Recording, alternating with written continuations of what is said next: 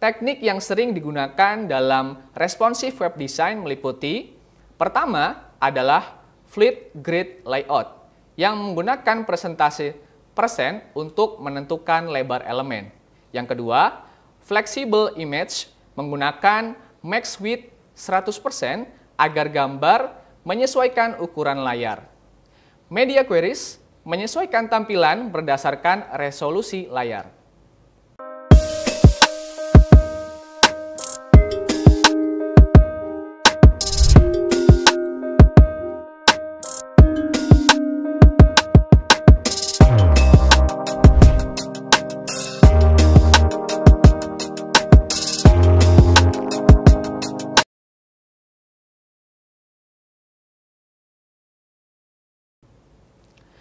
Selanjutnya adalah konsep transisi dalam CSS. Transisi dalam CSS memungkinkan perubahan gaya elemen terjadi secara halus dalam jangka waktu tertentu. Dengan menggunakan transisi, elemen yang berubah tidak langsung berpindah ke keadaan baru, tetapi mengalami efek perubahan yang lebih menarik dan nyaman bagi penggunanya. Contoh penggunaan transisi dalam web adalah perubahan warna tombol saat di hover, perubahan ukuran gambar secara perlahan, atau tampilan elemen yang muncul dengan efek fade-in. Animasi dalam CSS memungkinkan perubahan gaya yang lebih kompleks yang dapat berlangsung dalam beberapa langkah. Tidak seperti transisi yang hanya mengubah dari satu keadaan ke keadaan lain, dengan animasi dapat memiliki beberapa tahapan dengan efek yang lebih menarik. Animasi digunakan dalam banyak aspek desain modern, seperti efek loading, tampilan elemen secara bertahap, atau pergerakan objek di halaman website. Efek bayangan dalam CSS. CSS memungkinkan kita untuk menambahkan efek bayangan pada teks maupun elemen lainnya untuk meningkatkan estetika desain web. Efek bayangan dapat digunakan untuk memberikan tampilan yang lebih modern dan profesional, seperti membuat tombol lebih menonjol atau memberikan efek kedalaman pada elemen tertentu. Dalam desain UI UX, efek bayangan digunakan untuk membantu membedakan lapisan visual serta memberikan pengalaman yang lebih dinamis bagi pengguna. Pseudo class dalam CSS adalah fitur dalam CSS yang memungkinkan kita untuk menerapkan gaya tertentu pada elemen dalam kondisi tertentu. Misalnya, kita dapat mengubah tampilan elemen saat pengguna mengarahkan kursor ke atasnya atau memberikan efek khusus pada elemen yang sedang aktif. Pseudo elemen dalam CSS memungkinkan kita untuk menambahkan elemen dekoratif tanpa harus menambahkan elemen HTML. Ini sangat berguna untuk memberikan efek visual tambahan tanpa mengubah struktur HTML. Beberapa contoh penggunaannya adalah menambahkan icon sebelum atau setelah teks, memberikan efek awal pada paragraf pertama suatu artikel, atau menambahkan efek latar belakang dekoratif pada elemen tertentu. Selanjutnya adalah variabel CSS. Variabel CSS merupakan fitur yang memungkinkan kita untuk menyimpan nilai tertentu dan menggunakannya kembali di berbagai bagian dalam style sheet. Ini membantu meningkatkan konsistensi desain serta mempermudah pemeliharaan kode. Variabel CSS sangat berguna dalam pengembangan web berskala besar, di mana warna, ukuran font, atau properti lainnya sering digunakan di banyak tempat. Grid system dalam CSS adalah metode tata letak yang memungkinkan pengembang untuk mengatur elemen dalam baris dan kolom dengan lebih mudah. Dengan grid, kita dapat dengan fleksibel menentukan posisi elemen di halaman tanpa harus bergantung pada float atau positioning manual. Grid sangat berguna dalam pembuatan desain web yang kompleks, seperti halaman beranda dengan banyak bagian yang tersusun rapi, tata letak dashboard aplikasi, atau struktur konten yang dapat sesuai dengan berbagai ukuran layar. Dark mode adalah fitur dalam CSS yang dapat digunakan untuk mengubah tampilan antarmuka menjadi latar belakang gelap dengan teks terang untuk mengurangi ketegangan mata dan menghemat daya pada layar OLED. Dark Mode dapat diimplementasikan dalam CSS menggunakan fitur Media Queries, memungkinkan tampilan web beradaptasi dengan preferensi pengguna. Dengan memahami konsep-konsep lanjutan dalam CSS seperti transisi, animasi, passed class, grid system, dan dark mode, pengembang web dapat menciptakan desain yang lebih menarik, profesional, dan responsif.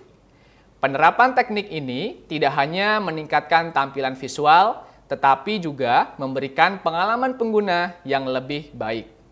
Menggunakan fitur-fitur modern dalam CSS dapat membantu dalam mengembangkan situs web yang dinamis, interaktif, dan lebih mudah dikelola.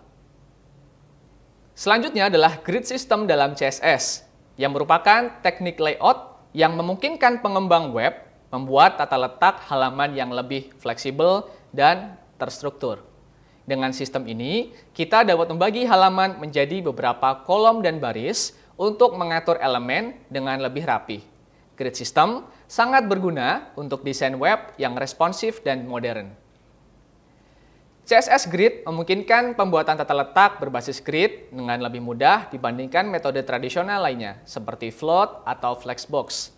Konsep dasar dalam CSS Grid mencakup pertama, yaitu grid container, yang merupakan elemen pembungkus yang mendefinisikan grid. Yang kedua, grid item, elemen dalam grid yang ditempatkan di dalam kontainer. Yang ketiga adalah kolom dan row, yang merupakan struktur grid yang terdiri dari baris dan kolom untuk mengatur elemen secara vertikal dan horizontal. Beberapa manfaat utama CSS Grid dalam desain web adalah memungkinkan tata letak yang kompleks dengan sedikit kode, memberikan fleksibilitas dalam mengatur ukuran kolom dan baris, mempermudah pengaturan responsif untuk berbagai perangkat, dan membantu dalam membuat desain yang lebih konsisten dan mudah dikelola. CSS Variable atau Custom Properties memungkinkan kita untuk menyimpan nilai dalam variabel yang bisa kita gunakan kembali di seluruh style sheets. Keuntungan menggunakan variabel CSS adalah mempermudah pengelolaan warna, font, dan ukuran dalam proyek besar, mengurangi pengulangan kode, dan meningkatkan efisiensi, serta memungkinkan perubahan tema dengan lebih cepat dan mudah. Untuk memastikan halaman web tetap cepat dan efisien, ada beberapa praktik terbaik dalam penggunaan CSS, antara lain, yang pertama, menggunakan file CSS eksternal agar caching browser dapat bekerja dengan optimal. Yang kedua, menghindari penggunaan terlalu banyak efek visual yang berat seperti box shadow yang berlebihan.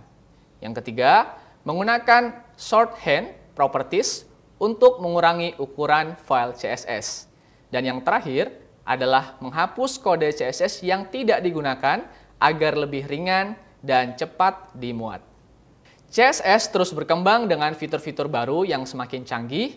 Beberapa tren terbaru dalam CSS meliputi CSS nesting yang memungkinkan kita menulis kode lebih ringkas seperti dalam SASS, subgrid dalam CSS Grid yang memungkinkan elemen anak memiliki grid sendiri, container queries yang memberikan lebih banyak fleksibilitas dalam desain responsif, serta scroll snap untuk pengalaman menggulir yang lebih halus dan terkendali. Dalam pembelajaran ini, kita telah membahas berbagai konsep dasar dan lanjutan dalam CSS, mulai dari dasar-dasar styling hingga fitur modern seperti CSS Grid, pseudo element, variabel CSS, dan dark mode. CSS adalah alat yang sangat kuat dalam pengembangan web, dan pemahaman yang baik tentangnya akan membantu dalam menciptakan situs web yang menarik, responsif, dan optimal. Teruslah bereksperimen dan mengeksplorasi teknik-teknik baru dalam CSS untuk meningkatkan keterampilan dalam desain web. Sekian untuk video pembelajaran kali ini. Saya Angga Bayu Santoso MKom, mengucapkan terima kasih telah menyimak video pembelajaran tentang CSS. Tetap semangat, belajar, dan jangan lupa untuk berlatih mengimplementasikan berbagai teknik CSS dalam desain web. Semakin sering Anda bereksperimen dengan CSS, semakin baik pemahaman Anda dalam menciptakan tampilan web yang menarik serta responsif. Sampai bertemu di video selanjutnya dengan topik menarik lainnya. Wassalamualaikum warahmatullahi wabarakatuh.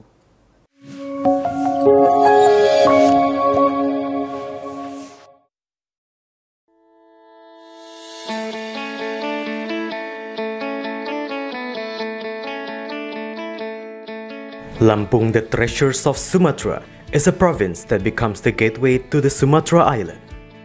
Lampung has 2 municipalities and 13 districts, consisting of 234 sub-districts. The province, with an area of 35,587 km squares, owns millions of extraordinary natural beauty. Education in Lampung province is also highly considered and colored by the existence of Universitas Teknokrat Indonesia.